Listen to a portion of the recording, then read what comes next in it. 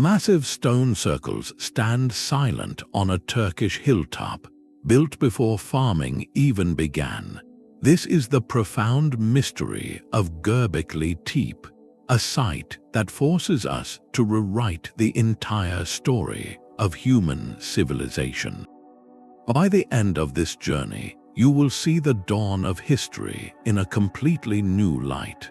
How could roaming hunter-gatherers achieve such a monumental feat, and what powerful idea compelled them to build it? We cling to a simple story where farming led to cities, which then led to temples. What if we have that sequence completely backwards? What does it say about us that our oldest monuments were not palaces or tombs, but spaces for something deeper? That shepherd's casual observation would become one of the most important archaeological leads of the 20th century. The hill he passed by, Göbekli Tepe, had long been considered just another unremarkable mound in the Turkish landscape. But in the mid-1990s, a determined archaeologist named Klaus Schmidt decided to investigate that shepherd's hunch. With his team, he began to carefully peel back the layers of earth and time from that hilltop. What they found beneath the soil was not what anyone expected. This was not a settlement, not a village, not even a burial ground in the traditional sense. Instead, they uncovered the first edges of massive, T-shaped limestone pillars arranged in great stone circles. Each pillar was immense, some standing over 5.5 meters tall and weighing many tons. They were not rough, natural boulders. They had been deliberately quarried, shaped, and intricately carved with a stunning menagerie of animals: foxes, cranes, scorpions, and boars, all rendered with striking artistry. The sheer scale of the work was immediately, breathtakingly obvious. Schmidt and his team quickly realized they were looking at the world's oldest known megalithic structures, built around 11,500 years ago. This date is what sent shockwaves through our understanding of prehistory. It places the construction of Göbekli Tepe firmly in what is called the Pre Pottery Neolithic period, a time when human societies were still nomadic hunter-gatherers. According to the long-accepted story of human progress, monumental architecture like this should not exist here. This was supposed to be an age before farming, before permanent villages, before the surplus of food and labor needed to build such things. Göbekli Tepe stood as a silent, stone contradiction to everything we thought we knew. It presented a profound and immediate puzzle. How could scattered groups of people living hand to mouth possibly coordinate to cut these multi-ton pillars from solid bedrock, transport them up a hill, and erect them in precise formations? What idea was so powerful, so unifying, that it compelled them to undertake a project that would have taken generations to complete? The answer, it seems, was not stored in food or wealth, but was carved directly into the stone for anyone to see. These pillars are the first great architectural marvel of our species. Carved from the solid limestone bedrock of the plateau itself, each monolith is a staggering achievement. Picture a stone column taller than a modern two-story house, weighing more than 16 tons, which is heavier than 2 full-grown elephants. Now imagine hundreds of them, quarried, shaped, and hauled up a hill without the wheel, without metal tools, and without domesticated animals to pull them.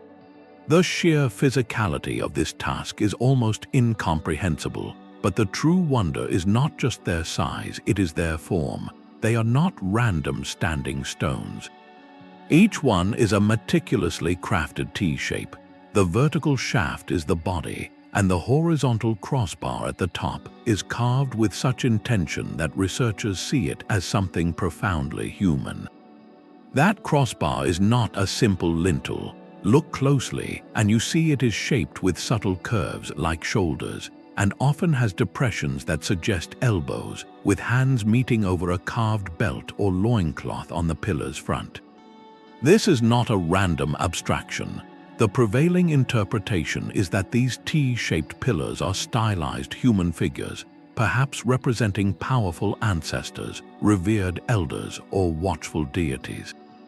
They are silent stone sentinels in a circle, and they are not blank, they are canvases. The surfaces of these pillars are alive with a stunning bestiary carved in high relief.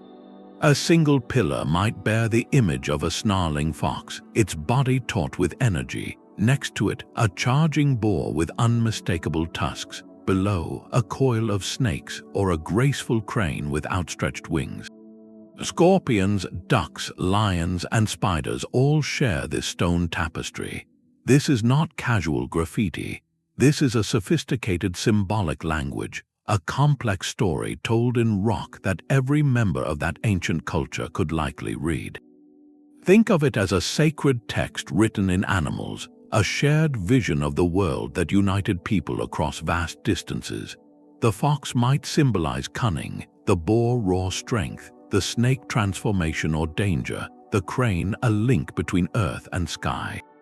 This collective art project, requiring thousands of hours of painstaking labor by skilled artisans, reveals a social cohesion we never dreamed possible for nomadic peoples.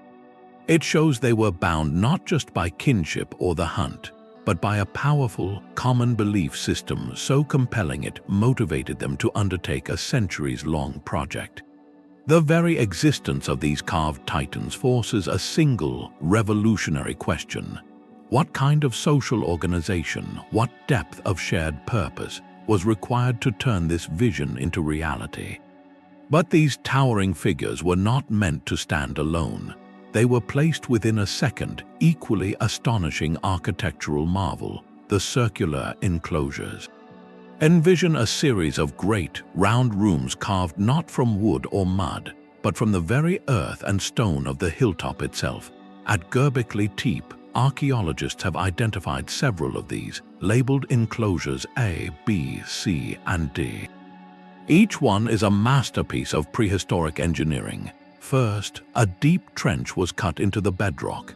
Then, massive T-shaped pillars were set into this foundation, with the two largest always positioned at the center, facing each other like silent guardians. Around them, a ring of slightly smaller pillars was erected, all interconnected by meticulously built stone walls. The interior was then lined with smooth, carefully fitted stone benches. This was not a haphazard arrangement. The precision of the layout, the symmetry, the clear intention behind every stone speaks of a sophisticated architectural plan passed down through generations. These were not simple meeting places. They were ritual theaters designed to focus attention inward toward the central pillars and whatever ceremonies took place before them. But here lies the most profound and mysterious act of all. These magnificent enclosures were not built to stand for eternity under the open sky. After what researchers believe was several centuries of use, each one was deliberately, painstakingly buried. Thousands upon thousands of tons of soil, stone chips, and animal bones were hauled to the site to fill these enormous spaces completely, creating the artificial hill that would hide Göbekli Tepe for millennia. This intentional burial is a puzzle that echoes louder than any theory about its construction. Why would a community invest such staggering effort into building something, only to consign it to a carefully engineered tomb? Was it a sacred retirement, a ritual closing of a chapter when its purpose was fulfilled? Could it have been an act of preservation, sealing a holy space away from a changing world?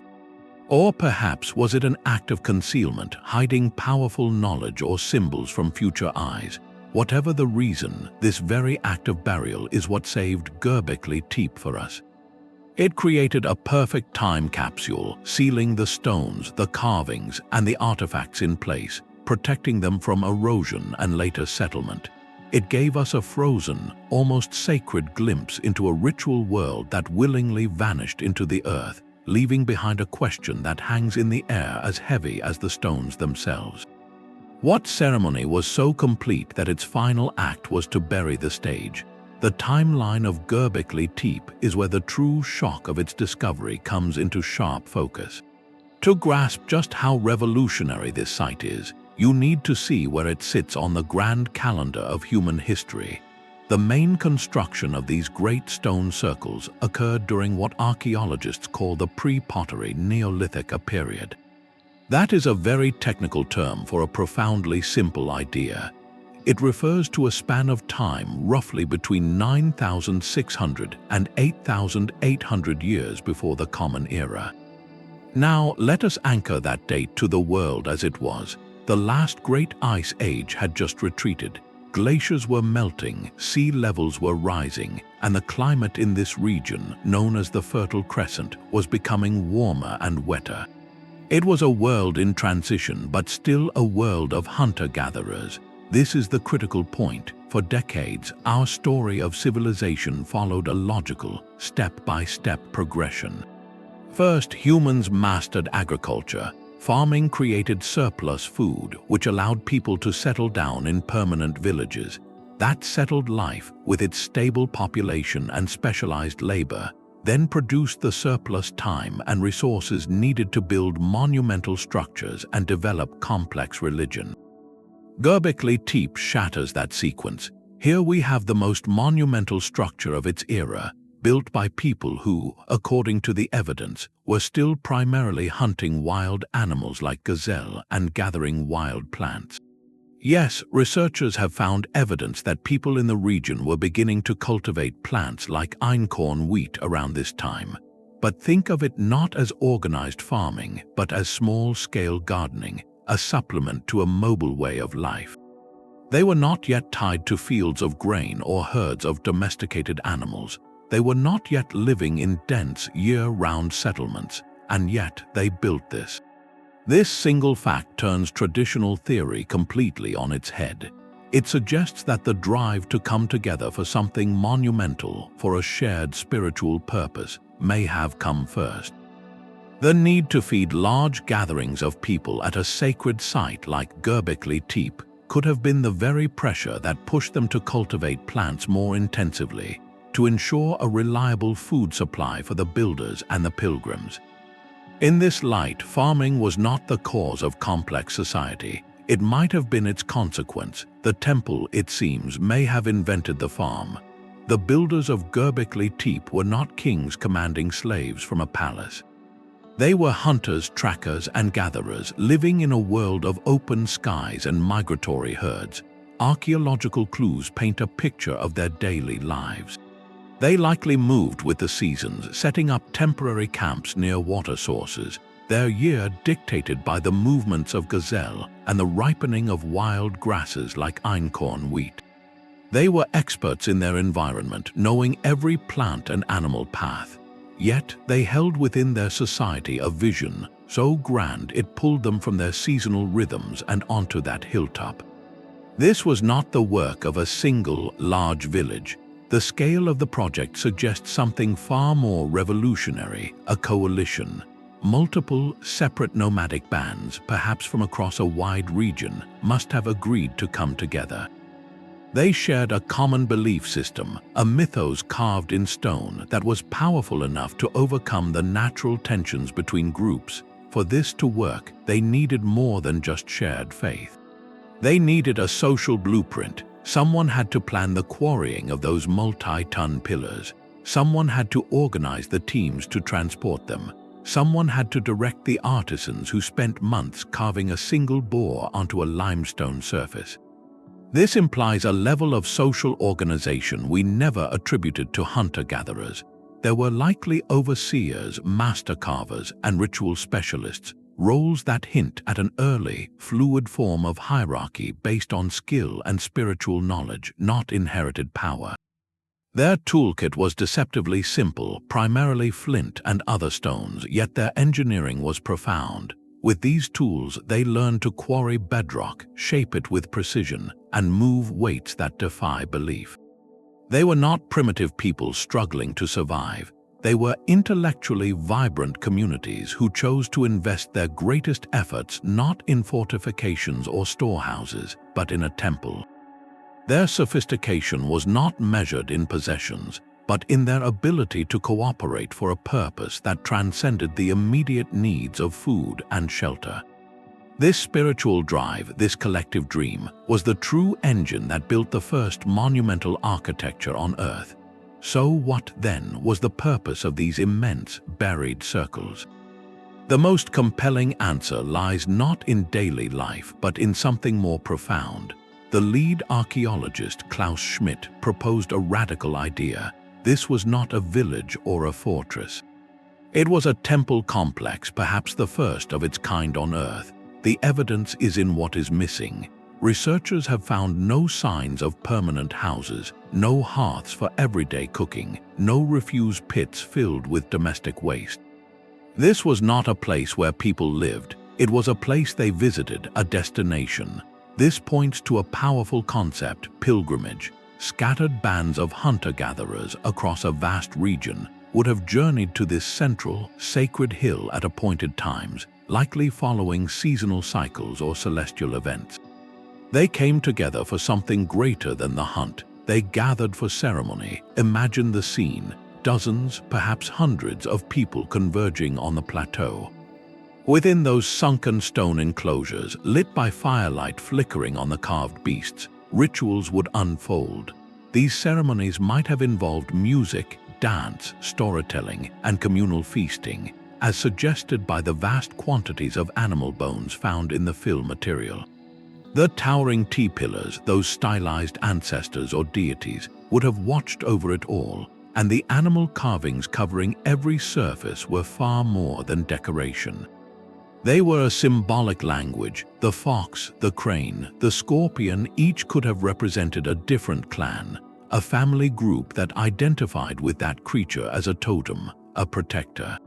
Alternatively, they might have depicted dangerous spirits of the wild, powers that needed to be acknowledged, appeased, or harnessed through ritual. These gatherings served a crucial social function. In a world without written laws or centralized authority, they reinforced the bonds that held society together. People exchanged knowledge about animal migrations, new tool-making techniques, or distant resources. They negotiated territories and alliances, perhaps arranging marriages between groups. The shared act of building and maintaining the sanctuary itself, generation after generation, was the ultimate social glue. It created a collective identity, a we that was bigger than any single band. In this light, Göbekli Tepe presents a fascinating social experiment. It suggests that the human impulse to believe in something larger than ourselves, to gather in its name, may have been the very catalyst that taught us how to organize, cooperate, and build on a grand scale. The temple did not emerge from complex society. It may have been the blueprint for creating it. Göbekli Tepe's story becomes even more profound when we realize it was not alone. Just a day's walk away, about 35 kilometers to the southeast, another hilltop holds a secret. This is Karahan Tepe, a sister site emerging from the earth that is reshaping the narrative once again. While Göbekli Tepe captured the world's imagination, the ongoing excavation at Karahan Tepe is revealing a landscape of belief that stretches far beyond a single sanctuary. Here, researchers have already identified over 250 of those distinctive T-shaped pillars, many still standing right where their builders placed them, embedded directly into the living bedrock of the hill. This is not a copy, but a variation on a theme with its own architectural language. Alongside the familiar T-shapes, Karahan Tepe features pillars with a pronounced phallic form, suggesting rituals connected to themes of fertility, vitality, or ancestor veneration.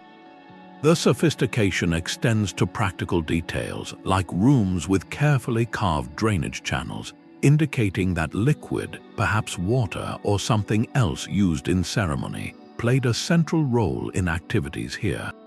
The presence of Karahan Tepe changes everything. It transforms Göbekli Tepe from a stunning anomaly into a landmark within a sacred geography. We are not looking at one miraculous temple, but at a network of ritual centers, a constellation of holy sites scattered across this ancient landscape. This was a connected culture, a civilization of the spirit that existed long before farms or cities. People across this entire region shared a common symbolic language, the same architectural grammar of T-pillars and animal carvings, and a unified drive to shape the earth for a purpose beyond mere survival. This network implies organization at a scale we are only beginning to comprehend. It suggests coordinated gatherings, shared knowledge across generations, and a religious identity so powerful it unified nomadic bands across hundreds of square kilometers. The mystery deepens not because we have fewer answers, but because the question has grown so much larger. What was happening across this entire region that compelled such a monumental, coordinated outpouring of effort and art? The silent stones of Göbekli Tepe and Karahan Tepe hold another kind of record, one written not in limestone but in bones and seeds. To understand the people behind the pillars, we must look at what sustained them during their generations of labor. The answer lies in the very earth that filled the enclosures, a compacted archive of their meals. Archaeologists sifting through this material find a clear and consistent story. The animal bones are overwhelmingly from wild species, gazelle, aurochs, which are massive wild ancestors of cattle, and wild asses. These are the remains of skilled hunts, not the managed herds of a farming society. Plant remains tell a similar tale, dominated by wild cereals like einkorn wheat, wild barley, various pulses, and nuts foraged from the surrounding landscape. There is a striking absence here, a negative space that speaks volumes. There is almost no evidence for domesticated animals or cultivated crops at the scale we would associate with an agricultural society. These builders were culinary experts of the wild, masters of their ecosystem. Yet within this wild bounty, a pattern emerges that is anything but small scale. The bones are not scattered fragments from individual family meals.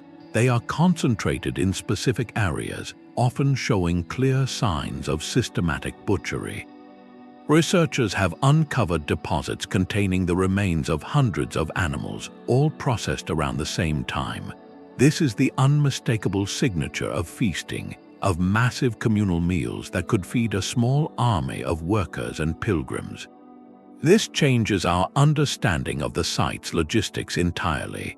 The monumental task was not just moving stone, it was moving food, organizing a hunt large enough to provide for hundreds, then coordinating the butchering, cooking, and distribution of that meat required a level of planning and social cooperation that rivals the architectural work itself. It was a managed surplus created not from stored grain but from coordinated human effort. The feasts were likely far more than just a necessary fuel for labor. They were probably a central part of the ritual experience, a powerful incentive woven into the spiritual fabric of the gathering. Imagine the social pull. After months of dispersed hunting and gathering, different bands would travel to the sacred hill, not only to participate in ceremonies but to share in a spectacular communal banquet. The promise of such a feast, of social connection and abundant food, would have been a tremendous motivator for people to contribute their time and effort to the building project. In this way, the very act of feeding the builders reinforced the social bonds the temple was designed to create.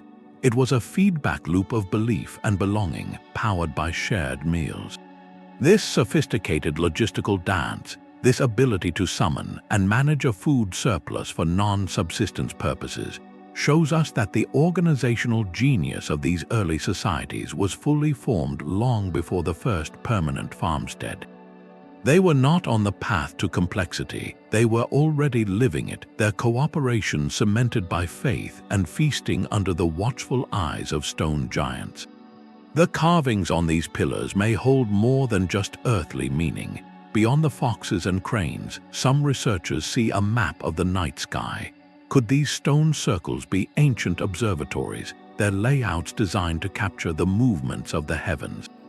The idea is a compelling one, suggesting the builders of Göbekli Tepe were not only master architects but also sophisticated astronomers. certain pillars within the enclosures appear to be positioned with intentional alignment. One prominent theory suggests that the central pillars of Enclosure D might point toward the spot where the star Sirius rose above the horizon around 11,000 years ago. Sirius, the brightest star in our night sky, has held profound significance for countless cultures throughout history. For a society of hunter-gatherers, tracking such a brilliant celestial marker would have been invaluable. Its rising could have signaled a specific season, the time to begin a migration, or the gathering of certain resources. Other alignments might correspond to the solstices, those pivotal moments when the sun reaches its northernmost or southernmost point, marking the longest and shortest days of the year. These solar events are natural timekeepers, perfect for scheduling the grand ritual gatherings that likely took place at the site. The animal symbols themselves deepen this astronomical mystery. Could the menagerie of creatures be more than clan totems or spiritual guardians? Some researchers propose they represent a prehistoric zodiac, a symbolic language where the scorpion corresponds to our constellation Scorpio, the fox to another celestial pattern, and the duck to yet another. In this interpretation, the pillars become a permanent record of the cosmos, a way to fix the ever-turning sky in immutable stone. While definitive, bulletproof proof for these theories remains elusive, the site is immensely old, and the precise original positions of some pillars are debated. The core idea is powerfully logical. Tracking celestial cycles was not abstract science for these people, it was essential survival. Knowing when the gazelle would migrate, when the wild grains would ripen, or when the rains might come was knowledge woven directly into their continued existence. Aligning their greatest spiritual monument with these cosmic rhythms would have been a profound act of integration, weaving their rituals into the very fabric of the universe. It suggests a world view where earth and sky were not separate realms but a single, interconnected system of order. If even a fraction of this astronomical intent is true, it adds a staggering layer of depth to their achievement. It means that when they gathered in those sunken circles, they were not just surrounded by carved animals, but were standing within a model of the cosmos itself, participating in a ceremony timed to the grand, silent clockwork of the stars. This monumental labor forces us to confront a profound social paradox. To build Göbekli Tepe, people had to be present, not just for a season, but for years, perhaps even lifetimes. You cannot carve a 16-ton pillar with a flint tool in a few weeks, and you cannot coordinate the movement of dozens of these stones if your workforce packs up and follows the gazelle herds every few months. This implies a level of commitment that defies the classic image of the nomadic hunter-gatherer. It suggests a semi-sedentary existence where groups stayed anchored to this sacred place for extended periods.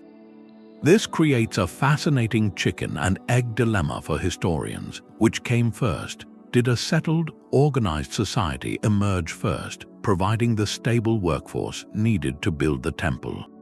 Or did the powerful, collective desire to build the temple itself force people to settle down? The evidence from the ground points compellingly toward the latter. The temple seems to have been the magnet, the irresistible project that pulled people together and kept them there. This gathering created a new kind of problem, a logistical one. With more people staying in one place for longer, the local wild resources, gazelle, wild grains, nuts would have come under intense pressure. You can only hunt and forage so much from the immediate surroundings before you have to travel farther and farther, making the work of feeding a stationary ritual site increasingly difficult. This pressure, researchers argue, may have been the crucial catalyst. To reliably feed the builders and the pilgrims, these communities likely began to intentionally manage their environment. They would protect patches of wild wheat, perhaps scattering seeds in favorable areas, gradually shifting from simply gathering to actively cultivating. They might have begun to corral or manage wild animals in new ways. What began as a spiritual undertaking created an unintended economic necessity. the social organization born from ritual cooperation, the ability to plan, assign tasks, and work toward a long-term goal provided the perfect blueprint for the next great revolution. The same skills used to coordinate a quarrying team could be applied to coordinating a planting schedule. The shared identity that motivated people to contribute labor to a temple could motivate them to contribute labor to communal fields. In this light, agriculture was not a brilliant discovery that then allowed for complex society. It was an innovative solution to a problem created by complex society. The need to feed a temple may have invented the farm, turning a sacred circle of stones into the very engine of sedentary life. This flips our entire historical script. Civilization, it seems, may have begun not with a granary, but with a gathering, not with a surplus of food, but with a surplus of meaning. Among the great stone circles, one pillar holds a story unlike any other. In Enclosure D, known as Pillar 43, the ancient artists carved a scene of breathtaking complexity and mystery. This is the so-called Vulture stone. Its surface is a dense tapestry of symbols, a frozen moment from a world 11,000 years gone. At the center of the composition is a large, unmistakable vulture, its wings spread wide. Below it, a scorpion raises its tail. To the side, a headless human figure is depicted, and above them all, a curious round object hangs in the stone sky, with a distinct curved shape trailing from it. This is not a random collection of animals. This is a deliberate narrative, a story in stone waiting to be read. The most immediate interpretation is celestial. Many researchers see this as a prehistoric star chart. The round object could represent the sun or the moon, and the various animals might correspond to constellations as the builders saw them. The vulture, for instance, could mirror our constellation Lyra, and the scorpion is, of course, Scorpio. In this reading, the pillar is a sophisticated astronomical record, aligning myth with the night sky. But the imagery is so specific and dramatic that it has sparked a more controversial theory. Some researchers, particularly those supporting what is called the Younger Dryas impact hypothesis, see something far more cataclysmic. They propose the round object is not a sun, but a comet. The curved tail is its trajectory. The headless human and the menacing animals below, they suggest, symbolize a great catastrophe. The hypothesis states that around 10,800 years before the Common Era, a fragmented comet struck Earth, triggering a sudden return to icy conditions that lasted over 1,000 years. This event, they argue, is what the pillar commemorates, a cosmic disaster witnessed by the builders' ancestors and memorialized in sacred stone. Mainstream archaeology views this specific claim with great skepticism, noting the evidence is highly interpretive. Yet, even setting aside the comet theory, the power of the vulture stone remains undiminished. It captures a moment of profound significance. It could be a myth of creation or destruction, a warning from the spirit world, or a record of an actual hardship that reshaped their lives. The headless figure might represent loss, a community member, or even a symbolic enemy. The vulture, a creature that consumes the departed, could be a guide to another realm. This single pillar demonstrates that the people of Göbekli Tepe were not just artists or engineers. They were storytellers and historians. They possessed a symbolic language rich enough to convey complex events, beliefs, and cosmic observations. They felt the imperative to encode their most important stories into the very architecture of their sanctuary, ensuring that the message, if not our full understanding of it, would endure for millennia. The vulture stone does not give us easy answers. Instead, it offers something more valuable, a direct line to the ancient mind, showing us that our ancestors grappled with the same fundamental questions about life, death, and the powerful forces beyond their control. The method behind this monumental madness is a testament to human ingenuity. Without metal tools, without the wheel, and without a single domesticated ox or donkey to help, the builders of Göbekli Tepe achieved what seems impossible. Their toolkit was elegantly simple, born from the very stone they sought to master. Their primary cutting edges came from flint and obsidian volcanic glass that can be knapped into blades sharper than modern steel. With these, they crafted chisels and scrapers. Their heavy equipment was the humble hammerstone, a rounded river rock used to pound and shape the softer limestone. The rest of their technology was likely organic and has long since returned to the earth: wooden levers, ropes woven from tough plant fibers, and perhaps leather straps. The process began at the quarry, a limestone plateau just a few hundred meters from the hilltop sanctuary. Here, they identified natural cracks in the bedrock and used their hammerstones and wooden wedges, possibly soaked with water to expand, to break free massive blocks. The iconic T-shape was roughed out right there at the quarry site, a decision of brilliant practicality. It is far easier to carve the basic form of a multi-ton pillar while it is still lying flat on the ground than to try and shape it once it is standing upright. This alone speaks to generations of accumulated, hard-won knowledge. Then came the Herculean task of transport. How do you move a stone heavier than 2 elephants across uneven ground and up a slope? The most likely answer is a combination of brute force and clever physics. They may have used log rollers, placing the pillar on a bed of sturdy tree trunks that could be rolled forward as the stone advanced. Another possibility is a sledge, a wooden platform dragged across a path perhaps lubricated with mud to reduce friction. Either method would have required a small army of people pulling with ropes, coordinating their efforts with shouts and rhythm, inch by agonizing inch up the hill. This was not a task for a few dozen individuals. It required the coordinated labor of hundreds working in shifts, a communal effort that itself would have been a kind of ritual, a physical prayer made manifest through shared strain. This practical mastery, applied solely to a spiritual goal, reveals a world view where the material and metaphysical were not separate realms. The engineering knowledge was empirical, learned through trial and error and passed down through generations, but it was driven by a profound belief. The precision of the quarrying, the logistics of the transport, the artistry of the carving, all were expressions of that belief. It proves that the human drive to connect with something greater than ourselves can be the most powerful engine for innovation the world has ever known.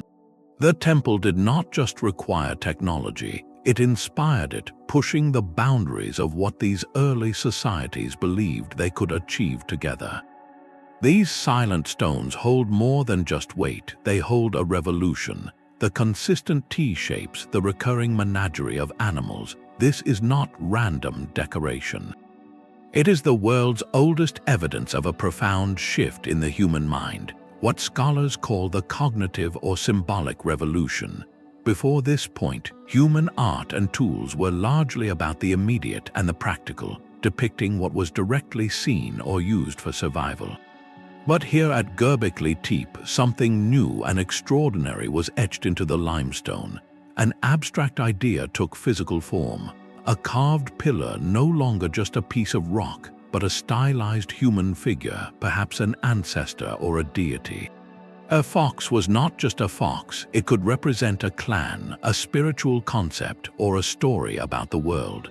This ability to let one thing stand for another, to imbue an object with layers of meaning beyond its physical form, is the very foundation of complex language, of culture, of everything we consider uniquely human. It is the birth of metaphor. This site is the material proof of that moment. For the first time, we see a community codifying their beliefs, their social structures, and their understanding of the cosmos into a permanent, shared artistic language. The same symbols appear across multiple pillars and enclosures, meaning they were agreed upon, understood, and passed down. This represents a monumental transition in human consciousness. It marks the move from a world experienced purely through the immediate needs of survival to a world mediated through shared myths and symbols. The hunter who looked at a pillar saw not just a carved stone, but a story, a rule, a connection to the divine. The stones themselves, therefore, become something far greater than architecture. They are fossilized thought. They are the permanent record of the moment our ancestors began to build conceptual worlds as diligently as they built physical ones, weaving a tapestry of meaning that would eventually give rise to every myth, every scripture, and every grand idea that followed. Then, around 8,000 years before the Common Era, the builders performed their final and most mysterious act. They decided to bury their masterpiece. This was not a collapse, not an invasion, and not an act of neglect.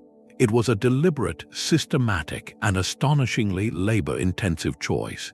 They gathered thousands of tons of soil, stone chips, and rubble, and they carefully filled every one of those immense sunken enclosures, entombing the towering pillars and their intricate carvings under a man-made hill. Imagine the scene. Generations after the last ceremony echoed in those stone circles, people returned not to build but to conceal. They worked just as hard to hide the sanctuary as their ancestors had to create it. This intentional burial presents one of Göbekli Tepe's greatest puzzles. Why would a culture go to such lengths to build something only to seal it away forever? Several theories attempt to unravel this ritual of closure. One possibility is a profound religious reform. The old ways, symbolized by the powerful animal spirits on the pillars, may have been fading. New beliefs, perhaps centered on different symbols or practices, could have been rising. Burying the old temple might have been a respectful way to retire a sacred space, to lay its power to rest without desecrating it. It was a ceremonial goodbye. Another idea points to a shift in the very fabric of society. As people in the region fully embraced farming and settled into permanent villages, the central power of these distant pilgrimage sites may have waned. The need for a massive regional gathering place for nomadic bands diminished. The site's purpose was fulfilled, and so it was ceremonially closed. Its chapter ended with intention. Perhaps the most poignant theory is that this was an act of preservation, not destruction. By burying the enclosures, they were protecting them, creating a perfect time capsule. They were sealing their holiest of places away from a changing world, safeguarding it for eternity, or maybe for a future they could not see. Whatever the true reason, this final act of devotion is what gifted Göbekli Tepe to us.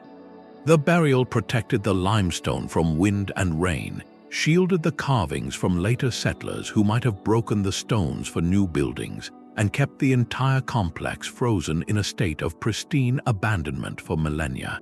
This deliberate ending was, in a profound twist, also a beginning. The world that emerged from this era was different. The focus shifted from monumental ritual centers to agricultural villages, from carving stone sentinels to cultivating fields. The social glue that once bound people at Göbekli Tepe transformed into the foundations of the first true towns. The site did not vanish in catastrophe. It was tenderly laid to rest, passing its mystery silently into the earth, waiting for a shepherd and an archaeologist to one day ask why.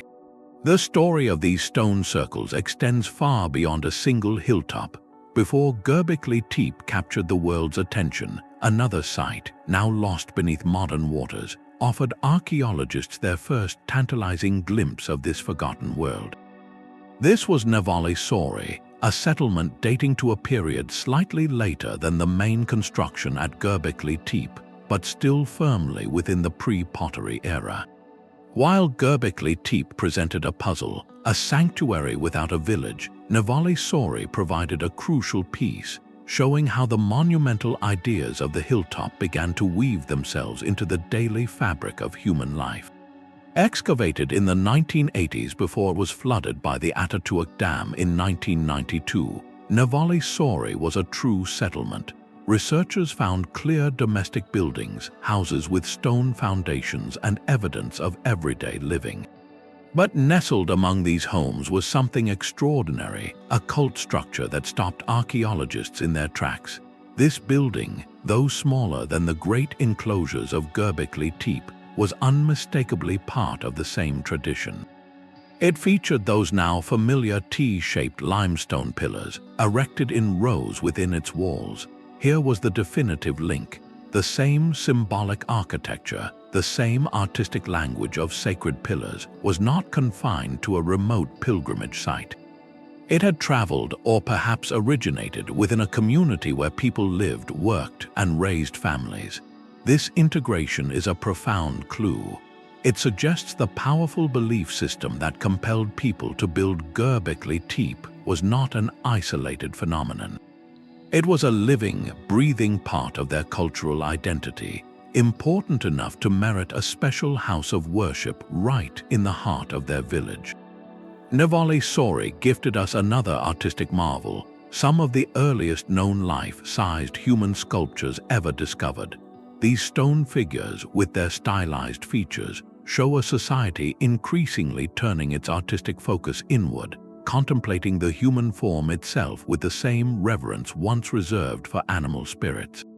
The loss of Nevalı Çori to the reservoir is a profound reminder of the fragile nature of this archaeological record. Yet, the artifacts rescued from the rising waters cemented a revolutionary understanding. They proved that Göbekli Tepe was not a lonely anomaly. It was the most spectacular expression of a widespread culture, a shared vision that spanned a region. Nevalı Çori acts as a vital bridge in the human story. It shows the monumental ritual architecture of the sacred circles gradually being integrated into the developing fabric of settled community life. The temple was no longer a distant destination for pilgrimage. It was becoming a neighborhood institution, a cornerstone of the village itself. This marks a subtle but monumental shift, the moment the sacred began to share a street with the everyday, setting the stage for the world to come. That intentional burial at Göbekli Tepe was not an ending, but a quiet transition into a new kind of world.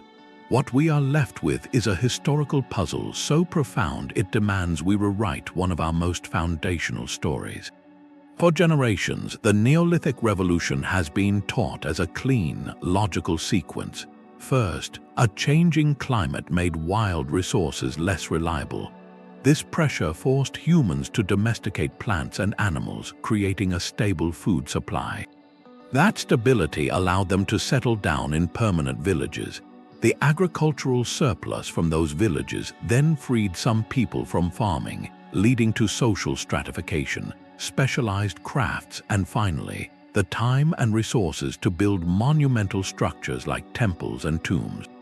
It is a story driven by economics and environmental pressure, a slow march from survival to society. The Turkish stone circles do not just challenge this timeline, they shatter its very logic. Here, the most monumental architecture of its age was built by people who were, by all evidence, still hunters and gatherers. The temple came first. This single fact forces a radical reinterpretation.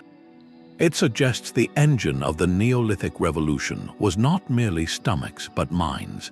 The powerful, unifying ideology that compelled scattered bands to cooperate for generations did not emerge from the security of a grain surplus.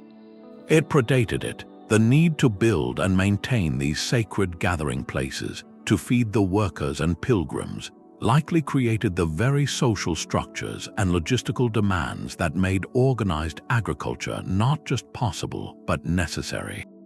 Think of it this way: coordinating the quarrying, transport, and erection of a 16-ton pillar requires planning, task delegation, and sustained cooperation on a scale never before attempted. This is a social blueprint. The same organizational skills used to move a stone colossus could be perfectly applied to coordinating a communal harvest, managing irrigation channels, or storing food for the off-season. The social cohesion forged through shared ritual, the sense of a collective identity larger than any single family band, provided the trust and shared purpose required to embark on the risky, long-term experiment of farming. Before you can ask people to invest labor in a field that will not yield food for months, you need a reason for them to believe in the future and in each other. The temple provided that reason. This turns the origin of civilization from a story about food into a story about ideas. It places the human desire for meaning, for connection to something greater than the individual, at the very center of our social evolution. The drive to gather, to create art, to enact ceremony, and to build spaces worthy of those acts appears to be the primal spark. The economic systems of agriculture and settlement then grew around that spiritual core as practical solutions to support it.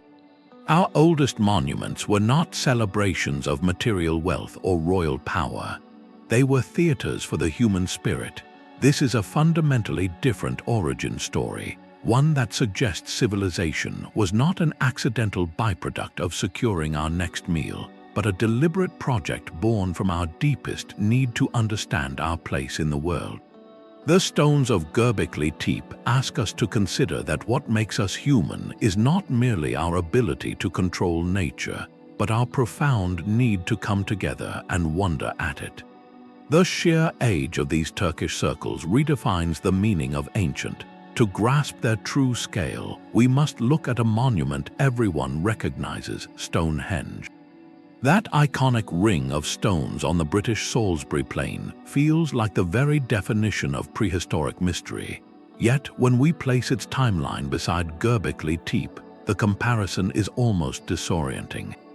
The major construction phases at Stonehenge began around 5,000 years ago.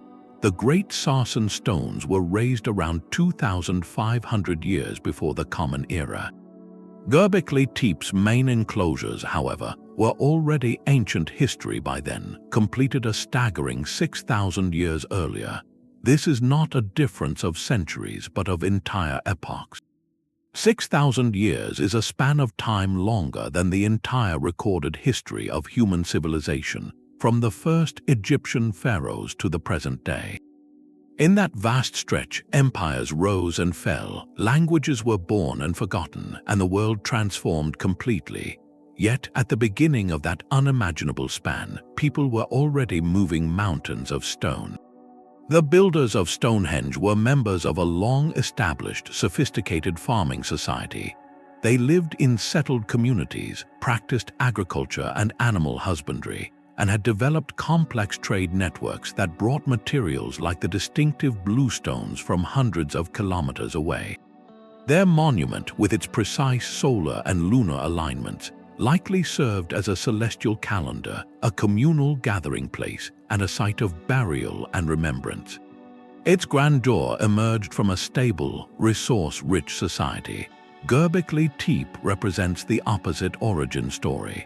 It was built by people who did not have that foundation. They were not yet tied to fields or flocks in the same way. Their achievement sprang not from agricultural surplus, but from a surplus of shared meaning. While Stonehenge's stones are largely unadorned, shaped for architectural and astronomical purpose, the pillars of Göbekli Tepe are densely covered in symbolic art. They are less a calendar and more a carved scripture, a three-dimensional myth. This stark contrast is the most important lesson the comparison offers. Göbekli Tepe is not simply the earliest known version of something like Stonehenge. It is evidence of a completely different pathway to social complexity. Human societies did not follow a single, mandatory staircase of progress. In one part of the world, in Britain, farming societies eventually pooled their resources to engineer a monumental stone computer aligned with the heavens. In another, in Anatolia, hunter-gatherer societies pooled their faith to erect a monumental stone temple alive with symbolic beasts. Both are testaments to the human capacity for awe, cooperation, and grand ambition, but they spring from different wells. One suggests a society organizing its world, the other a society explaining its soul. This reveals a profound truth about our species. Monumental architecture and the complex social organization it requires can be sparked by different catalysts. Sometimes it is the stability of farming that provides the means, and sometimes, as these silent Turkish circles whisper to us across 11 millennia, it is a powerful, unifying idea that creates the need. The temple did not crown a settled society, it built the blueprint for one.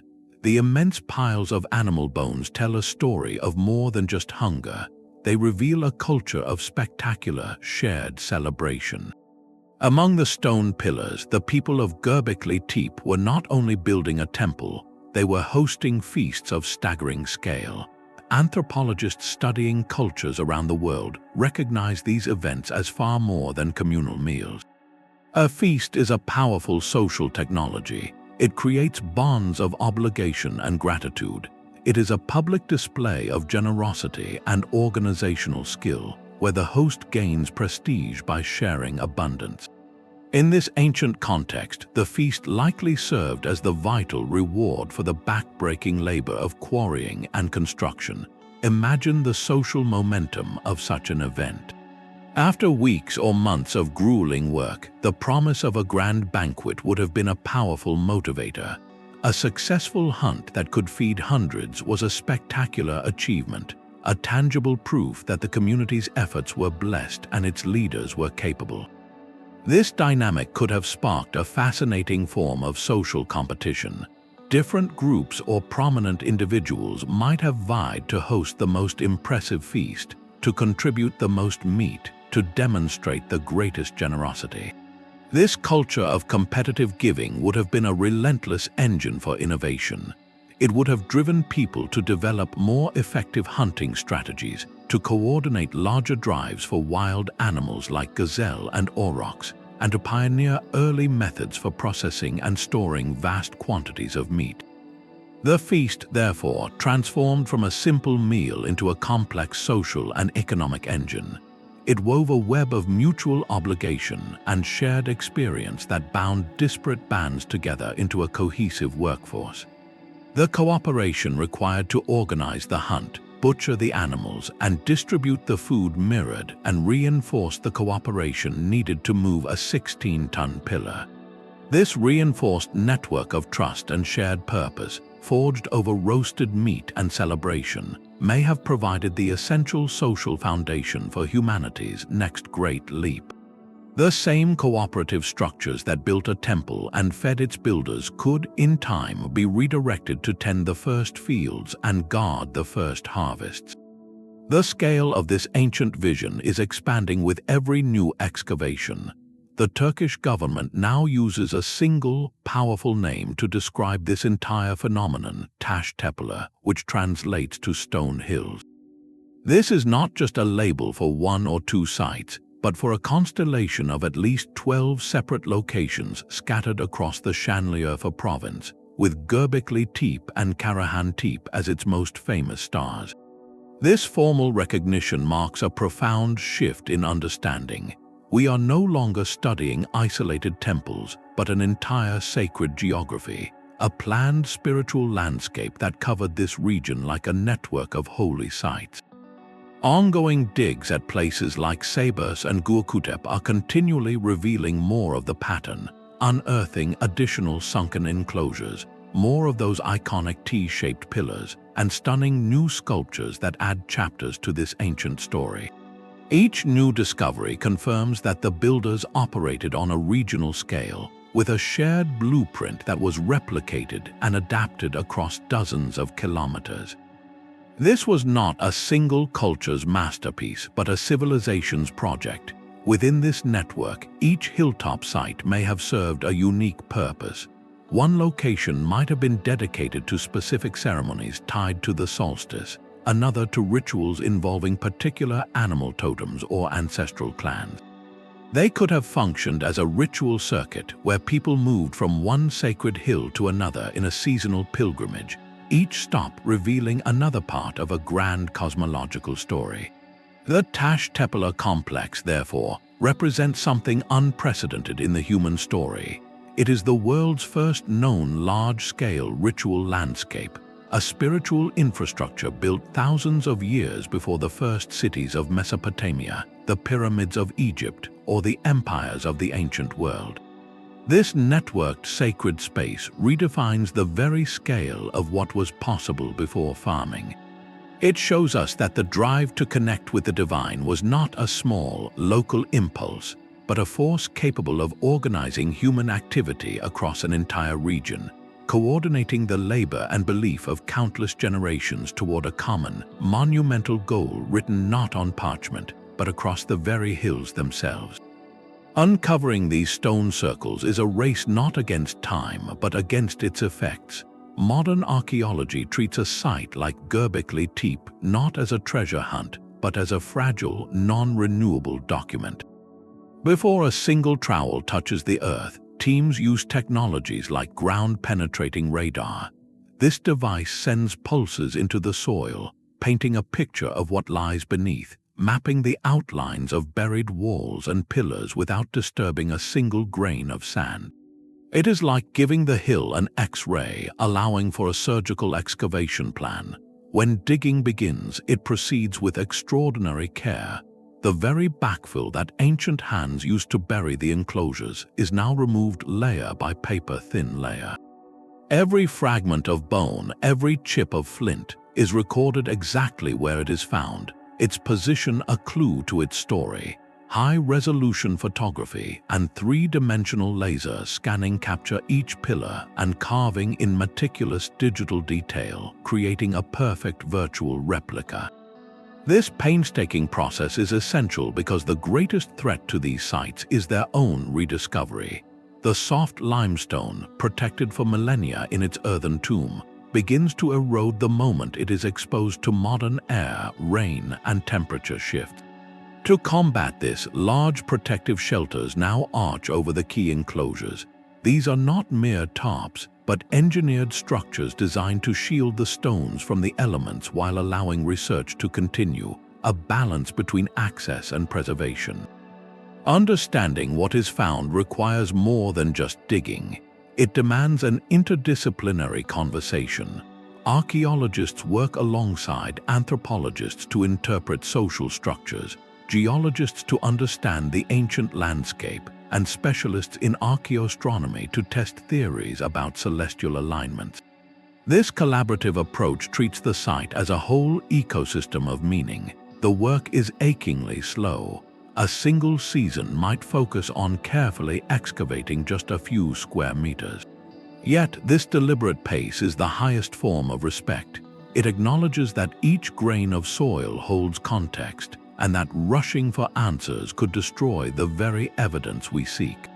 Every new scan, every carefully brushed aside stone, adds another piece to an 11,000-year-old puzzle, teaching us that to uncover our deepest origins, we must listen patiently to the whispers rising from the earth. The carvings at Göbekli Tepe feel strangely familiar, as if we have heard these stories before. That vulture, wings spread wide on the vulture stone, does not merely represent a scavenger. In later cultures across the ancient world, from Egypt to the Indus Valley, the vulture became a powerful symbol of purification and passage, a creature that carried the physical form into the sky, facilitating a transformation. The coiled snake, another frequent guest on the T-pillars, is almost universally tied to cycles of rebirth, healing, and hidden knowledge, appearing in myths from the Mediterranean to Mesoamerica. While drawing a direct, unbroken line from these 11,000-year-old carvings to Zeus or Quetzalcoatl is impossible, the resonance is too profound to ignore.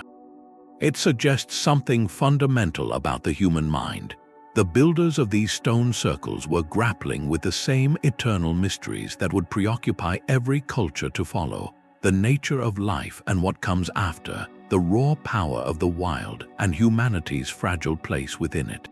Their symbolic language, born in a hunter-gatherer world, may represent the first coherent formulation of archetypes that would ripple through time. As these people eventually settled into farming villages, they did not abandon their old symbols, they brought them along.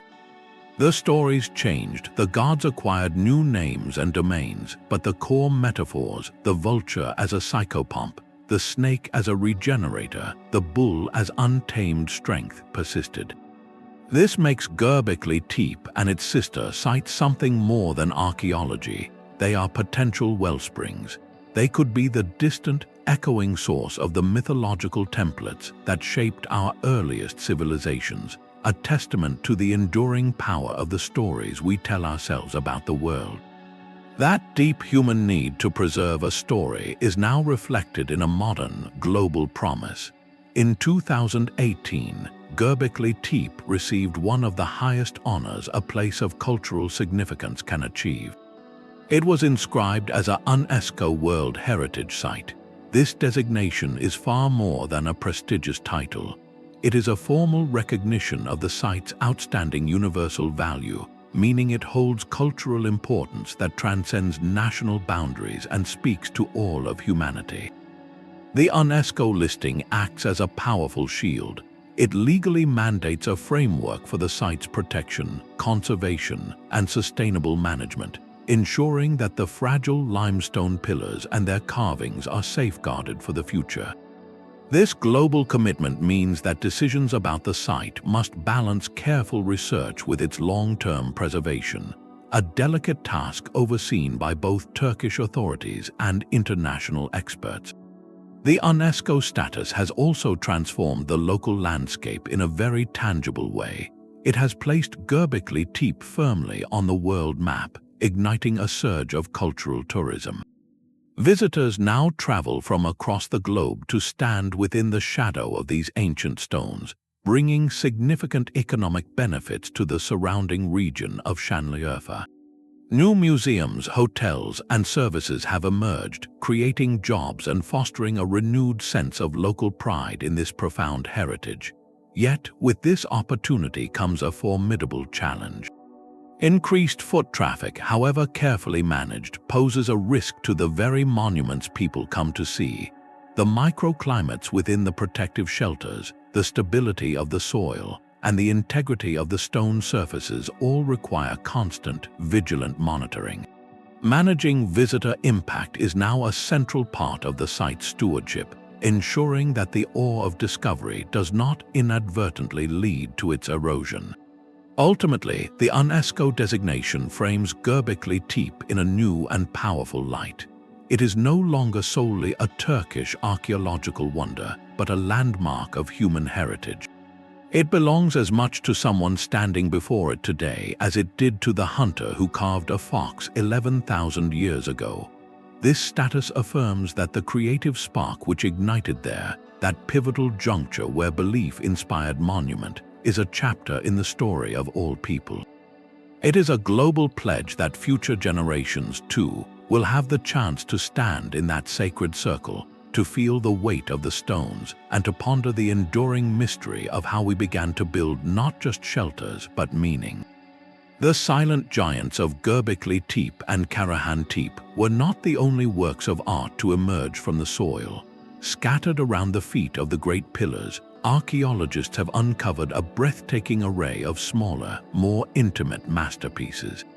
These portable treasures reveal that the symbolic world of the stone circles was not locked away on a remote hilltop, but was carried, worn, and integrated into the very fabric of everyday existence. Among the most astonishing of these finds is a statue known as the Urfa Man. Carved from the same soft limestone as the pillars, this figure stands about 180 centimeters tall, a near life-sized representation of a human. Its face is hauntingly present, with deep-set eyes of black obsidian that seem to hold a gaze across the millennia. The arms are folded gently across the chest, a posture that feels both serene and ritualistic. This is not a stylized symbol like the T-pillars, but a remarkably naturalistic portrait, one of the oldest ever discovered. It speaks of an artistic tradition that had mastered the human form, suggesting that individuals, perhaps revered ancestors or spiritual leaders, were also subjects of veneration. Alongside this profound human image are countless other artifacts that bring the culture to life. Exquisitely carved stone vessels, some with delicate handles, hint at ceremonies involving liquids, perhaps water, oils, or other sacred substances. There are small, polished stone plaques incised with geometric patterns or animal figures, which could have served as early identity markers or ritual objects. Zoomorphic figures, tiny sculptures of foxes, boars, and birds, mirror the menagerie on the giant pillars, but in a form that could be held in the hand. These were likely personal amulets or pendants, items of power and protection worn close to the body. The discovery of such portable art is a revelation. It tells us the powerful symbols of the temple were not confined to the temple. They traveled. A hunter might have worn a stone fox around his neck, a constant reminder of his clan's totem or a spiritual connection to that animal's qualities. A stone plaque with a specific pattern might have identified a person's role or lineage within the larger gathering. This transforms our understanding of their society from one focused solely on grand communal projects to one where artistic expression and ritual significance permeated all levels of existence. The monumental and the personal were two sides of the same cultural coin.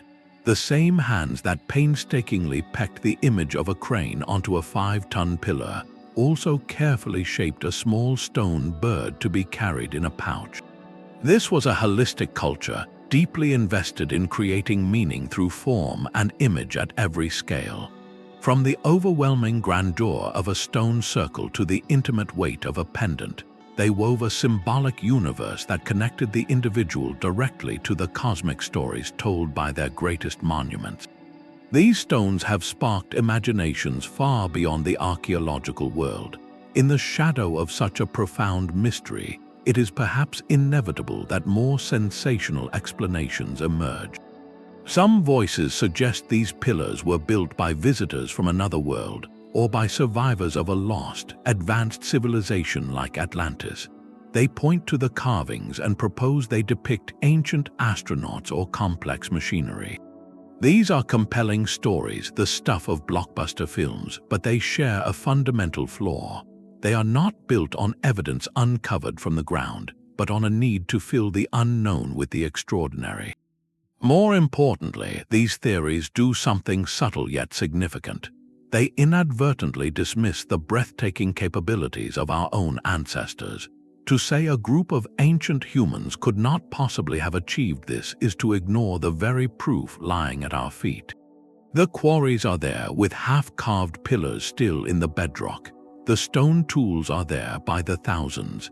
The evidence of organized labor and seasonal feasting is there, written in the soil and bone. This was not the work of outside forces with impossible technology. It was the work of human hands, human minds, and human hearts, coordinated over generations. The real story is not less amazing for being human. It is infinitely more so. It tells us that 11,000 years ago, people without writing, without metal, and without the wheel possessed a social and symbolic intelligence sophisticated enough to dream in stone and turn that dream into a landscape. They achieved a peaceful, monumental collaboration that lasted centuries, driven not by a dictator's command, but by a shared vision. This truth is more instructive and more empowering than any alien intervention. It places the genesis of civilization not in lost technology or celestial help, but within us, in our innate capacity to come together around an idea and change the world. By focusing on the evidence, we do more than correct the record. We pay the deepest respect to those early builders, acknowledging that their greatest monument is the enduring proof of what humanity can accomplish when united by meaning. The story of these stone circles is far from finished. Every summer, as the Turkish sun beats down on the plateau, archaeologists return with new tools and renewed questions, peeling back another delicate layer of this 12,000-year-old mystery. The future of research here is a thrilling prospect, moving beyond the awe of discovery to the meticulous work of understanding. The focus has now expanded dramatically from the hill of Göbekli Tepe itself to the entire Tepeler landscape. Researchers are actively surveying the surrounding valleys and plains, searching for the missing piece of the puzzle, the habitation sites. Where exactly did the builders live during the decades it took to erect a single enclosure? Finding their camps or villages would be a monumental breakthrough, offering a direct window into their daily lives beyond the ritual sphere. It would show us the homes from which they journeyed to the sacred hill, revealing how they organized their domestic world to support such an extraordinary spiritual project. Alongside the search for settlements, science is providing new ways to read the silent evidence. Genetic studies, though challenging due to the scarcity of preserved human remains from this early period, hold immense promise.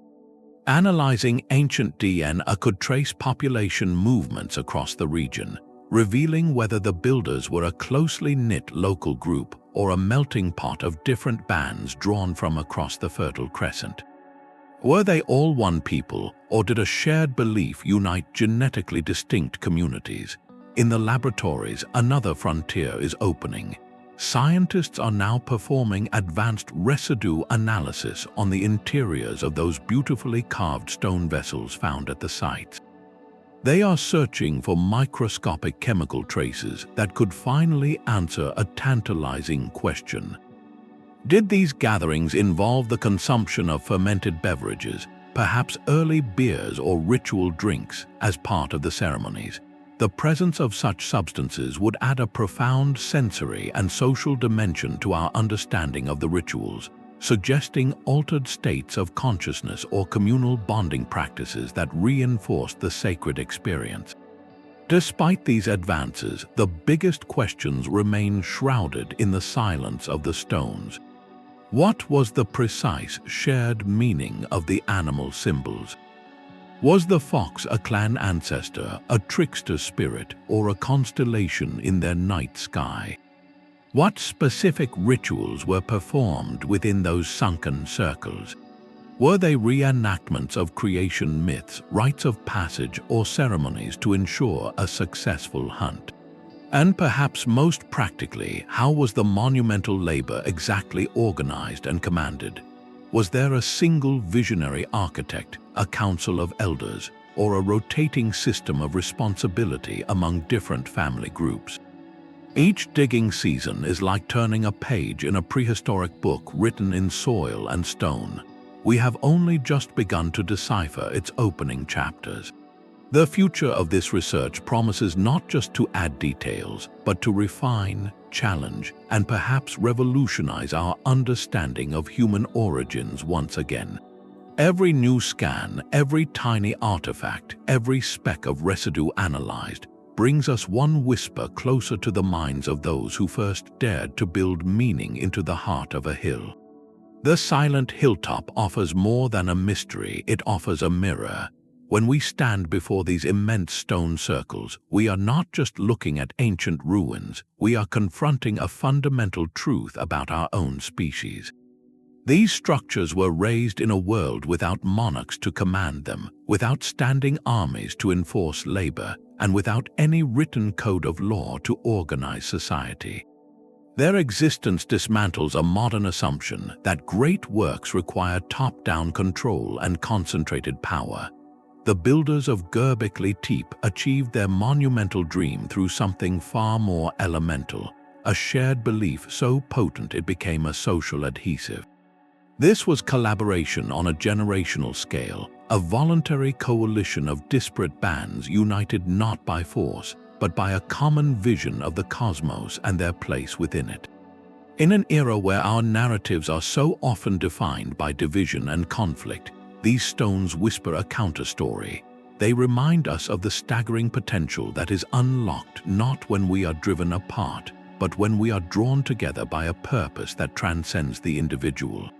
The project itself, the act of building in unison, likely reinforced that shared identity, weaving a stronger social fabric with every pillar they set into the earth. This ancient achievement stands as a quiet challenge to our modern arrogance. We have a tendency to label early peoples as primitive, implying a simplicity or a lack of sophistication. The artistry etched into every surface, the precision of the engineering, and the sheer logistical brilliance required to feed hundreds of workers for decades, all testify to a different reality. These were communities of profound wisdom, artistic genius, and deeply sophisticated social understanding. They possessed a holistic knowledge of their environment, a rich symbolic language, and a capacity for peaceful, large-scale cooperation that many modern societies struggle to replicate. Their legacy, therefore, is twofold. It is carved indelibly into the soft limestone of the Anatolian plateau, a physical testament to their vision. But perhaps more importantly, it is etched into the broader story of humanity itself. Göbekli Tepe does not just tell us about a forgotten temple, it tells us about the foundational ingredients of civilization. It suggests that before markets, before bureaucracies, before any institution of power, the true bedrock was built from collaboration and creativity.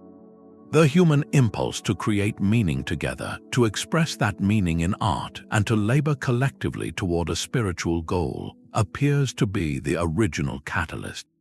These circles are not relics of a simpler time. They are blueprints from our very origins, showing that our greatest structures have always risen first from the common ground of a shared dream. From the first glimpse of a T-shaped pillar to the vast network of Taş Tepeler, the stone circles of prehistoric Turkey have irrevocably altered our historical narrative. They teach us that civilization's roots are tangled with ritual, art, and community long before the first field was sown. These silent stone witnesses urge us to rethink linear progress and appreciate the complexity of our hunter-gatherer ancestors. As we leave these ancient enclosures behind, let their mystery inspire not just wonder, but a deeper curiosity about the countless other chapters of the human story still buried, waiting to be told. If you found this journey into prehistory fascinating, please like this video, subscribe for more explorations into historical mysteries, and share your thoughts on these incredible sites in the comments below.